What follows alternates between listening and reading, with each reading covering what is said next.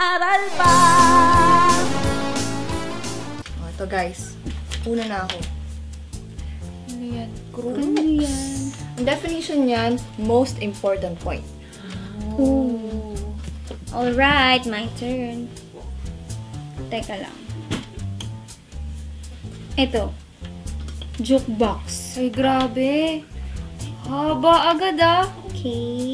Double letter pa yung K mo. E. B. O. Teka lang, nakaka-pressure naman. Puro kasi naman consonants yung napunta sa akin eh. Ay, alam ko na. Ito. Wow, anong word yan, Les? Cruz, isa yung stringed musical instrument. Wow, bagong dagdag sa vocabulary namin yan ah. Wow! Scrabble din pala kayo. Ginaya nyo kami, ha? Eh, ang sarap naman kasi laruin yung Scrabble. Talagang nakaka-enhance ng vocabulary. No? Tama, at higit sa lahat, nakaka-enjoy maglaro niyan lalo na kung kasama mo yung friends mo or relatives. Naku, time to say goodbye na pala, classmates. Bilis, ha? Parang dumaan na yung oras. Yun talaga pa nag-i-enjoy. Pero next week, God willing, magkita-kita ulit tayo mga classmates.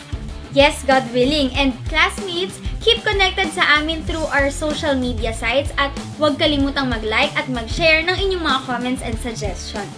And of course, magpaabot ng inyong mga greetings gaya ng babatiin nating mga classmates. Hello classmates! Christopher Aguilos and Chel Pama. At sa inyo rin, Aizo Solano at Romichelle de la Cruz.